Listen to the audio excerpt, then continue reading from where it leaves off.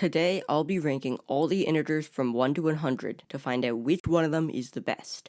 Just a quick disclaimer, I'll be judging these based off of my opinion on these numbers and mostly with mathematical reasons. I don't expect you to completely agree with the placement of every number, and of course everyone's entitled to their own opinion.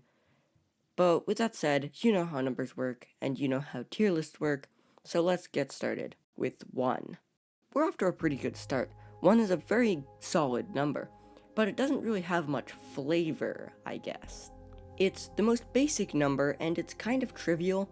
It's the unit, and it doesn't really have anything special to do with it. So I think I'll give it a solid E tier. Now for number 2. Now 2, I think, does deserve to go into the S tier. It's the smallest non-trivial positive integer, and the only even prime. It is also the smallest prime number, and I'll get to prime numbers in a little bit, but 2, you'll see 2 appear in a lot of my other videos. For example, the DNAS blocks video, the probability video, and even the most recent coin flip video. Okay, now number 3. I'll talk about prime numbers a little bit more in depth later, but 3 I think deserves a nice solid A tier. It's got a nice amount of properties. 3 is the number of dimensions in this universe, but I don't think that really counts as a mathematical reason. Anyway, 3 overall is still a pretty solid number, and is the first odd prime. Okay, let's go with 4 now. 4, I think, is a pretty solid number. It is the smallest non-trivial square number, but most of its greatness comes from 2. Like, for example, it's 2 plus 2, 2 times 2, and 2 to the 2. So, yeah, I think it deserves a solid A tier. Now, 5. Okay, here's where I think we'll stop to talk about primes. I don't really like primes. Okay, just hear me out. Primes in general, there's nothing really bad about them. But with high prime numbers, something like 97, they really don't have anything going for them. They just feel clunky. They're big and dirty, I guess is the best way to say it. Well, something with a lot of factors like 96 can be easily broken down. That is a defining characteristic of a prime number, is that it can't be broken down. Now, I know some people find beauty in the fact that they can't be broken down. Well, I just don't really see why a big prime number like 97 or 73 would be so great. Now sure, there are some good prime numbers, but I think I'll talk about them when I get there. Overall, 5 is a pretty good number. I'll give it a solid B tier. Nothing too much going on there. Anyway, 6. 6 is a very great number. I'll put it in S tier immediately. No thought about that one. It's a factorial number, it's a triangular number, it's the smallest perfect number, the smallest number with 4 or more factors. There's so much going for number 6. Plus, 6 is 2 times 3, which is a great factorization, and I love the numbers 2 and 3 in prime factorizations, which you'll see later on. But the thing that really puts 6 at the top is that the fact that it's the only number which is both a factorial number and a triangular number. Okay, number 7. Now, number 7 isn't too great of a number. Same thing, it's a prime number, and though it's not a big prime number, it's a lot better when you put other things in it. For example, 2 times 7 makes 14, and that's a much better number than 7. So, I think I'll put 7 in the B tier. I know a lot of people do like the number 7. I do think it's a bit overrated. Okay, number 8. 8 is a very popular number, and I do agree. 8 is a very great number. I don't think it's quite worthy of S tier, but I think it'll give it a solid A tier. Smallest non-trivial cube and all. 9. It's 3 squared, and a lot of people like 9 too. And I also like 9. I don't think it's as great as 8 though, so I'll give it a nice B tier. 10. This is where I think things take a turn for the worse. I know we work in base 10, and it is the smallest 2-digit positive integer in the base 10, but again, that's kind of relative to base 10. I guess base 10 is the base that we work in, so for all intents and purposes, 10 is a great number. We use it in scientific notation, and it's very practical. And prime factorization 2 times 5 isn't too bad, it's pretty good, but it's not really great overall. I'll give it a C tier though. Ooh, 11 now. 11 is the smallest 2-digit prime number, and about the prime numbers, it's not that it's bad, it's just that it doesn't really have a lot going for it. I'll give it a C tier though. Now 12. 12 is a very great number. It's 2 times 6, it's got plenty of factors, 2 squared times 3 is a pretty nice factorization. Of course, I'll give it a nice A tier, it's pretty solid. Now 13. 13 is the first good example of a bad prime number. It doesn't really do anything, it's just there. I mean, I guess 4 plus 9, those are 2 square numbers. I won't quite put it in the F tier, as that'll be for really bad numbers, but it doesn't deserve anything more than a D tier. 14. 14 is a great number, and I do think that 14 is in the running for the best number. So yes, easy S tier. Like I said, 14 is much better than the number 7, and I do think that 14 is kind of overlooked. 15. Nothing much going on here, isn't bad by any means, and I guess it's one less than a square, which is something. I'll give it a C. Okay, 16. 16 is a great number, and mostly because it's a power of 2. Also, it's 2 to the 4th and 4 to the 2nd, and exponentiation isn't usually commutative, which is super cool. A tier. 17. For a prime number, 17 is pretty good. It isn't bad. Most of the reason that I like it is just because it's the square root of 289, and I like the number 289. Overall, I'll give it a B tier. We have a large skew to the top, but that'll start to decrease as we go along, since smaller numbers tend to be a lot more interesting. And no, we're not doing that interesting number paradox again. Anyway, 18. 18 is a pretty solid number. It could be a lot better, since it's just 3 squared times 2. It isn't as clean as 12 is. I'll give it a C. 19. Now for a prime number, 19 isn't too bad, sort of like 17, but I don't think it can quite match up to 17. So I'll give it a C tier. Doesn't really have much going on with it, but it certainly isn't as bad as 13. 20. Okay, so it's double 10, and I guess we do work in base 10, so that's something. Plus 2 squared times 5, which is a cool prime factorization. I'll be using the prime factorization a lot as a metric for these. I think it'll be a nice solid B tier. 21. 21's a pretty cool number. I wouldn't say it's worthy of A tier or anything higher, but I think it's worthy of a C. Now 22. 22 isn't too interesting. It doesn't really do that much. Overall, it's 2 times 11, not a great prime factorization. I'll give it a D tier. 23. Oh, 23 is an awful number. It's so yucky. It's so close to great numbers like 24 and 25, but it just missed out. F tier. 24. Now 24 is a great number. 24 is an easy S tier. It's a factorial number and it's an abundant number. 25. 25, it's a pretty solid number. I don't give it an A tier. It's a square number, which is pretty nice, and it's a prime square.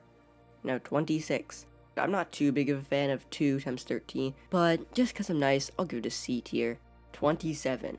Okay, it's a cube number, which I think is pretty cool. Seeing as we have this very tempting gap between A and C tier, it'll have to go right between those two. It's a pretty cool number though. 28. 28 should go in the S tier, solely because it's a perfect number. In fact, it's only one of 6 and 28 that even are perfect numbers. The next one would be 496, and it really escalates from there.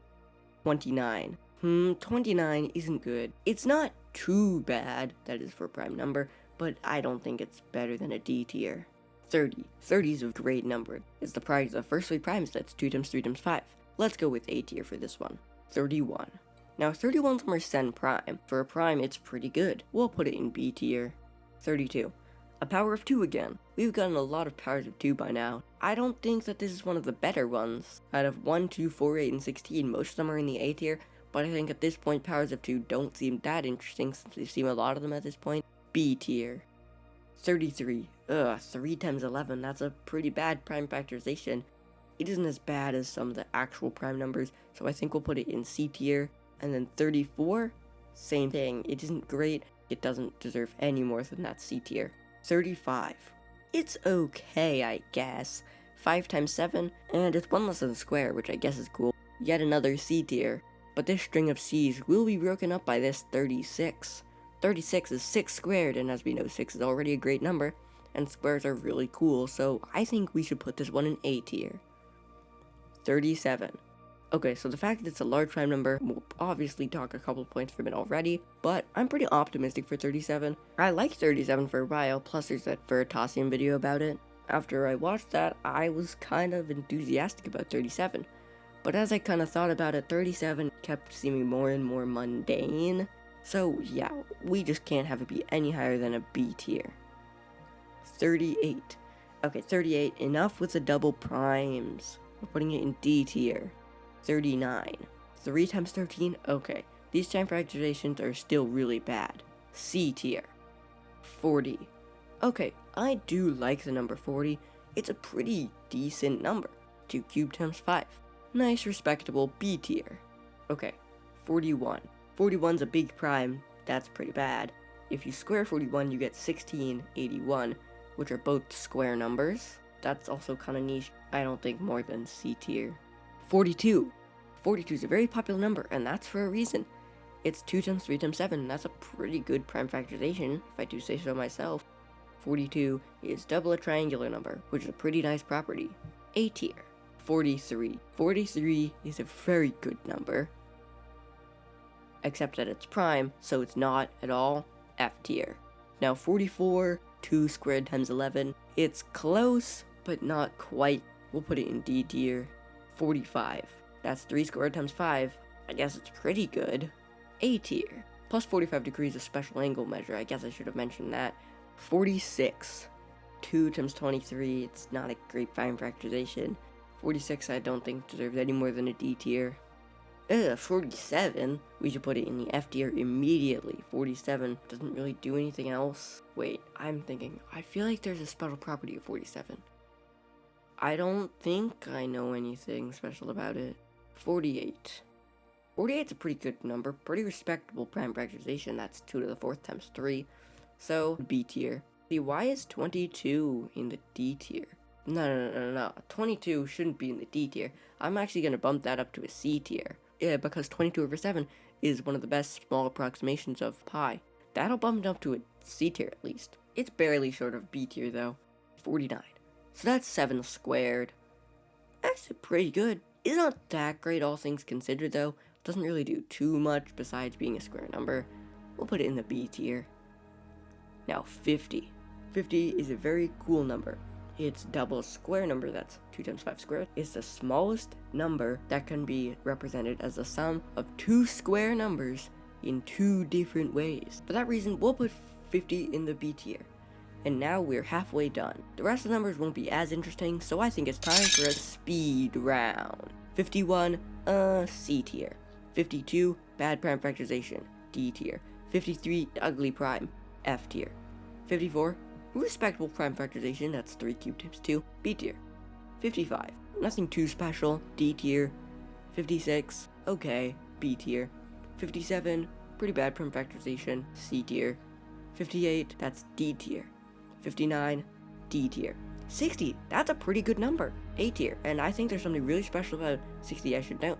It's the least common multiple of 1, 2, 3, 4, 5, and 6. And yeah, it's got a nice prime factorization, well-deserved A tier. Okay, 61. I don't know, it's not that great of a prime, but I guess it's one more than 60. Now I'll put it in the D tier. 62. That's a C tier number. It doesn't really do too much. 63. Oh, that's actually not that bad of a number. I guess I'll put it in the B tier. C tier is probably better. Now 64 is where things get really cool. 64 is of course 2 to the 6th. Smallest number other than 1 or 0. That is both a square and a third power. I guess that's just any 6th power, but still pretty cool overall. So this goes in the A tier. 65. Okay, remember that property of 50 I mentioned? That is, it's 49 plus 1 and 25 plus 25. 65 is another number that does that, but is the smallest number that can do that with both unique squares. That is, 50 and 25 and 25, those aren't unique, but 65 has 49 and 16, and 1 and 64, all of which are completely different. Let's go with A tier. 66. It's a multiple of 6, which is pretty good. C tier. Look at that, we've got another line. 67. Okay guys, no cultural references here. Completely unbiased. F tier. 68. All things considered, it's 4 times 17. It's not that bad of a prime factorization. Maybe C tier again. 69. I don't like that prime factorization. D tier. 70. Ooh, I kinda like that one. 2 times 5 times 7. All unique primes. And they're all pretty small. B tier. 71. Large prime? F tier. 72. Pretty cool prime factorization, that is divisible by 6 and 6 squared. A tier. 73. Another prime. F tier. 74. Well, actually, no, wait. Back to 73. For a prime number, it's not that bad. Here's why. 73 is the 21st prime number, but if you swap the digits, it's 37, and that's the 12th prime number, which is also the swap digits of the prime index. I'll bump it up to C tier. Anyway, 74, C tier again. 75. Ooh, multiple of 25. 3 times 5 squared. Not too bad of prime factorization, excluding 2. B tier. 76. I don't know about 76. It'll go into the D tier. It's not a great number. Okay, 77. 7 times 11. Not too great of a number. D tier. 78. 2 times 3 times 13. Now it's the first 3 consecutive numbers that are in D tier. 79 now. D tier. Wow, that's 4 numbers in a row. That'll break off quickly with 80. 16 times 5. Pretty good number. We'll put it in B tier and give it another row. 81. That's a pretty good number. 81's in A tier. 82. 41 times 2. I'll put it in D tier. Yes, that's quite fitting. 83. It's a big prime number. F tier. 84. Now that's an interesting one. 2 squared times 3 times 7. I'll give it a B tier. 85. That's 17 times 5. I already said I like the number 17. I guess it's in the same tier as 5, so I'll put it with them. Okay, 86. It doesn't have a very good prime factorization. That's 2 times 43. D tier again. Okay, 87. C tier. 88. 2 cubed times 11. That's a pretty good prime factorization. We'll put it in B tier. 89. S tier. Fibonacci number and a prime number. I think I haven't mentioned the Fibonacci sequence at all in this video. Speaking of, isn't 55 in the Fibonacci sequence? Actually, just because of that, I'll bump it up one. 90. Which is a pretty good number. B tier. 91. Okay. 91 is not prime. It's 7 times 13. But can you tell me, with a straight face, that 91 doesn't look like a prime? I think that's fun. It's a nice mathematical occurrence you can get with difference of squares. I'll put it in B tier. 92. That's 4 times 23. We'll put it in D tier. 93. That's 3 times 31. That's small times big again. Yet another D tier. 94. 2 times 47. Stop putting these in my face. Actually, 94 is one of the worst ones. I think that's going to be the first even number in F tier. 95. 5 times 19. Okay, that's a pretty bad prime factorization, but compared to 94, it's at least better than that. D tier. Now 96. I've mentioned 96 before. I always really like the number 96. I think it's worthy of S tier even. 97. Like I said in the beginning, it is a prime number. Okay, for a prime number, it's not that bad, but still pretty bad. D tier. 98. That's 2 times 7 squared, and not gonna lie, I like 7, but not on its own. It's sort of like cilantro. You don't just eat cilantro. It's really good, but not on its own. It's an S tier number. 99. Okay, so it isn't too bad of a number. I'll give it a B tier. It's not that bad. Anyway, 100. 100 is pretty nice. I'd say the 100 could even be worthy of A tier.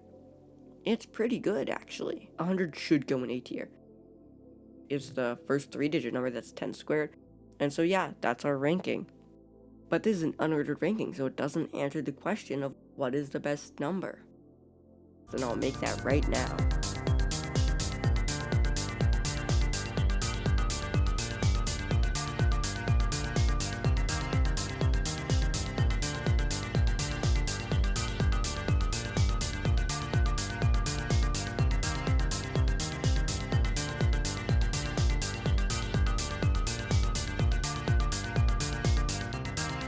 That is my full ranking of all the integers from 1 to 100. And you can see at the top, after ordering everything, I believe that 6 should come out on top as the best number out of this range. Of course, I can't possibly sample every single number, that's physically impossible. But of course, if you want me to rank a higher range, or even to rank different types of math things, then definitely subscribe and leave a comment. That's all for today, and take care.